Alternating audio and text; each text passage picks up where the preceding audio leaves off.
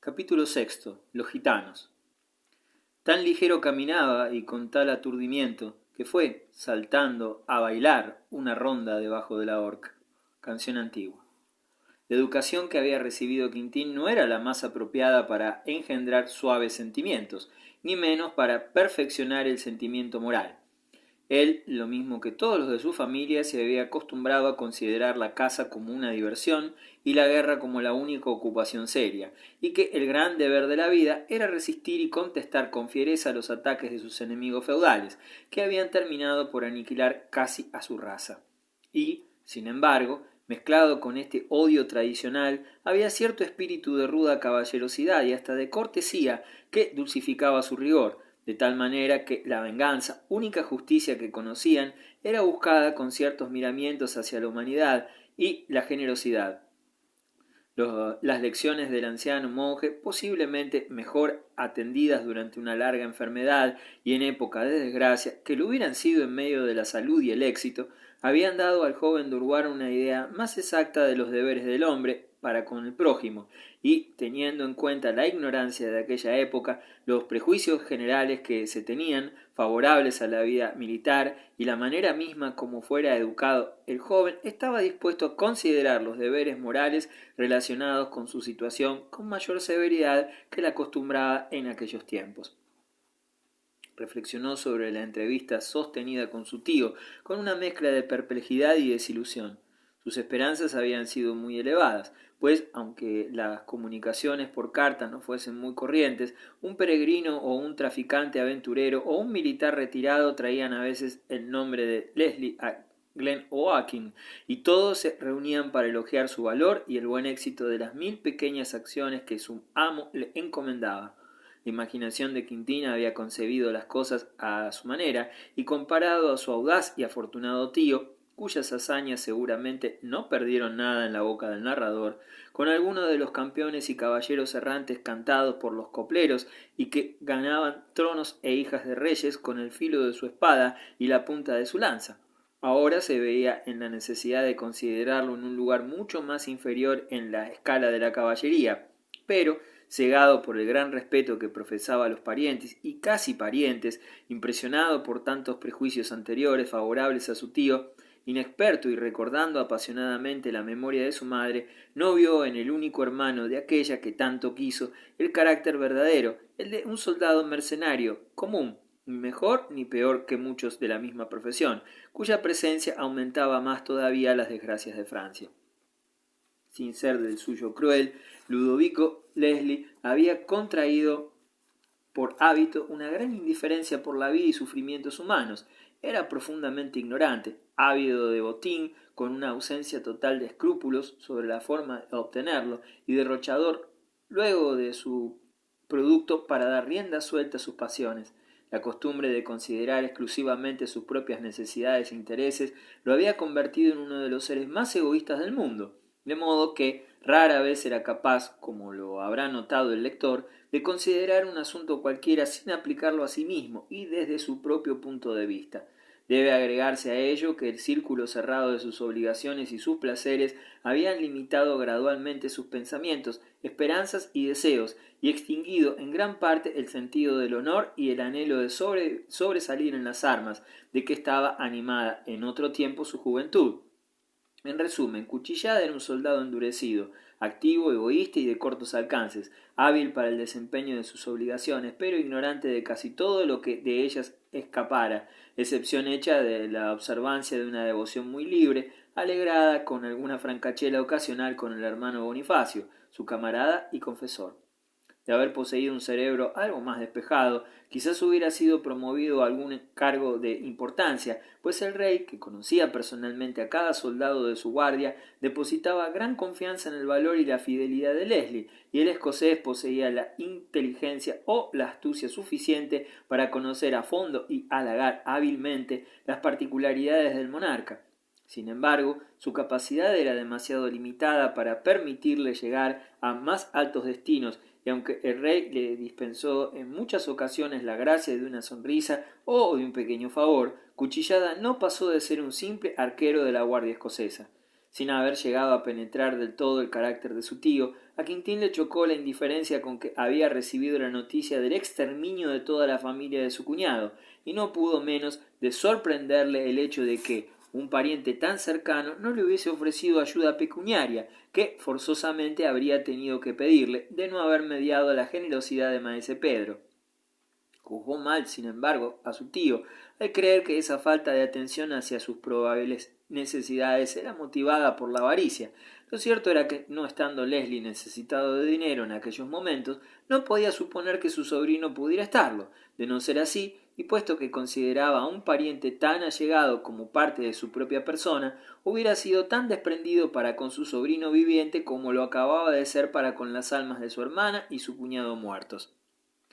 Mas, fuera cual fuere el motivo, esta negligencia resultó muy desagradable para Quintín, y más de una vez lamentó no haber entrado al servicio del duque de Borgoña antes de su incidente con el guardabosque.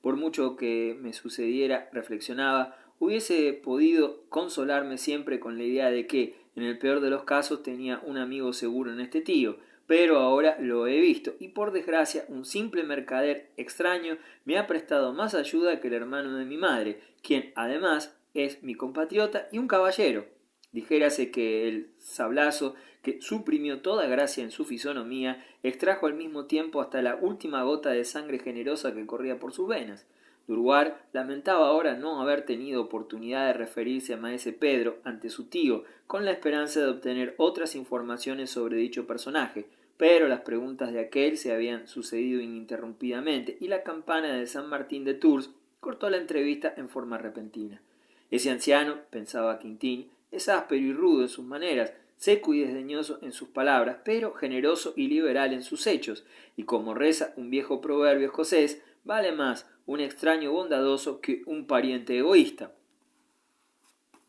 He de encontrar a este hombre, cosa que en mi opinión no será difícil si es tan rico como dice mi posadero. Por lo menos me dará buenos consejos, y si acostumbra a viajar por otros países, como hacen muchos de ellos, tal vez a su servicio corra tantas aventuras como en la guardia del rey Luis.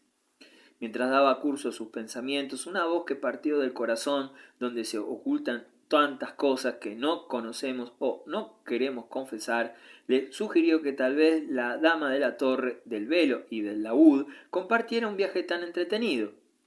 Abstraído en estas reflexiones, se encontró de pronto con dos hombres de grave fisonomía, al parecer ciudadanos de Tours, y a quienes, quitándose el gorro con la cortesía que debe la juventud a los mayores, pidió respetuosamente le indicaran cómo llegar a la casa de maese Pedro. ¿La casa de quién, hijo mío?, preguntó uno de ellos. De maese Pedro, el gran comerciante en sedas, que plantó todas las moreras de aquel parque. Joven, repuso el que estaba más cerca, habéis adoptado demasiado temprano un mal oficio, y elegido mal las personas para dirigir vuestras burlas, agregó el otro, con mayor aspereza. El síndico de Tours no está acostumbrado a que lo interpelen en semejante forma bufones y vagabundos. Quintín se sorprendió tanto por la ofensa inmerecida de esas dos personas de aspecto serio ante una pregunta tan sencilla, que ni siquiera atinó a enfadarse. Tal era la rudeza de la respuesta, y quedó inmóvil mientras los dos extraños se alejaban con paso vivo y mirando continuamente hacia atrás, como si estuviesen deseosos de alejarse lo antes posible de él.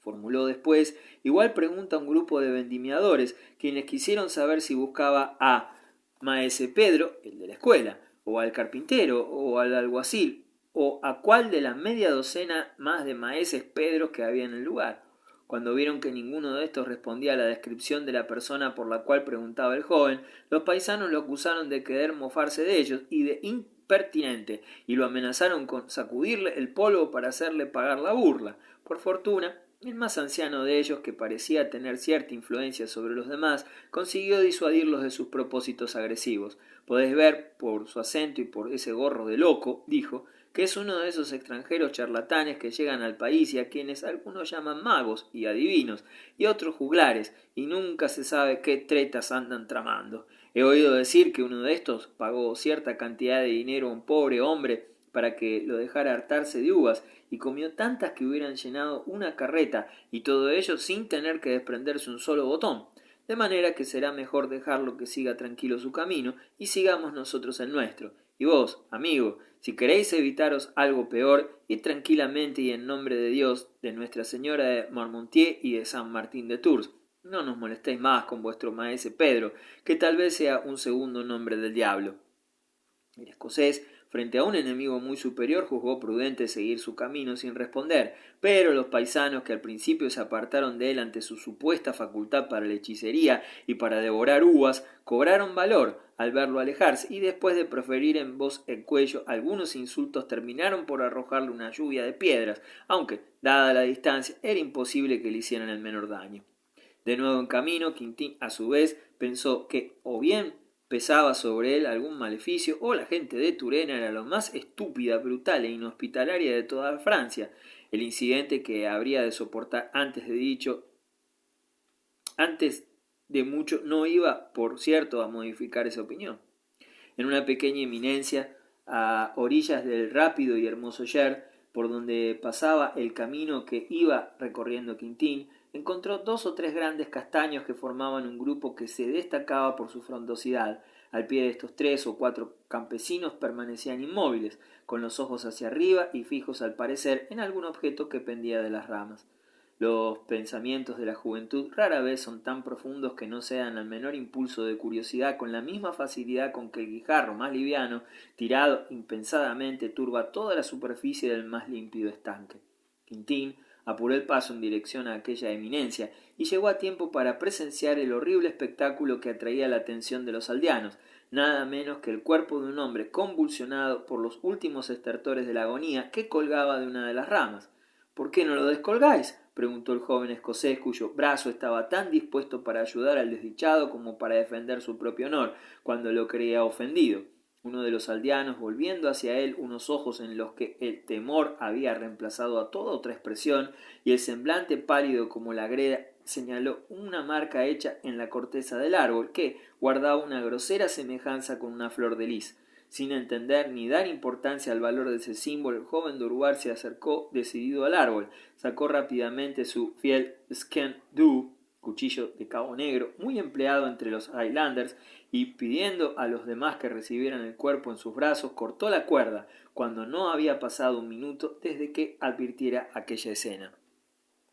Pero su acto humanitario fue mal interpretado por los demás. Lejos de prestar ayuda a Durbar, parecían aterrorizados ante la audacia de su actitud y se dispusieron a huir, como si temiesen que por el simple hecho de haber estado mirando pudieran verse complicados en el hecho. El cuerpo, al ser cortada la cuerda, cayó pesadamente a tierra, en tal forma que Quintín, que saltó al punto, tuvo el pesar de ver que las últimas señales de vida habían desaparecido, mas no por eso abandonó sus propósitos caritativos sin hacer antes nuevos esfuerzos. Liberó el cuello de aquel desgraciado de la cuerda fatal, le desabrochó la ropa, arrojóle agua en el rostro y practicó otros procedimientos usuales para hacerlo reaccionar. Mientras se hallaba en esa tarea, se oyó un clamor de voces que hablaban en un idioma para él desconocido, y apenas si tuvo tiempo de ver que estaba rodeado por varios hombres y mujeres de aspecto muy singular, aparentemente extranjero, cuando se sintió asido por ambos brazos, en tanto que un cuchillo le amenazaba su garganta. «Pálido esclavo de Eblis», dijo uno de los hombres en un francés muy deficiente, «aún pretendes robar al mismo a quien has asesinado, pero ahora te tenemos y habrás de pagar tu delito». Al mismo tiempo que se oían estas palabras, salieron a relucir por todas partes cuchillos, y las caras irritadas que los miraban parecían de lobos, a punto de lanzarse sobre su presa. Salvaron, sin embargo, al joven escocés su valor y su presencia de ánimo. «¿Qué queréis decir, señores?», repuso. «Si este cuerpo es el de vuestro amigo, yo no he hecho más que bajarlo por simple caridad, y haréis mejor en procurar salvarle la vida que en maltratar a un forastero inocente que quiso hacer otro tanto». Para entonces las mujeres se habían hecho cargo de aquel cuerpo inanimado y continuaban las tentativas que, para hacerlo reaccionar, empezara a Durbar, pero tampoco tuvieron éxito, por lo cual, desistiendo de sus esfuerzos inútiles, se abandonaron todos a las expresiones de dolor comunes en Oriente. Las mujeres lanzaban fuertes gemidos y se mesaban los cabellos largos y oscuros, en tanto que los hombres parecían rasgar sus ropas y se echaban polvo sobre la cabeza. En tal forma fueron posesionándose poco a poco de estos ritos fúnebres que llegaron a no prestar atención a Quintín, de cuya inocencia habían quedado probablemente convencidos.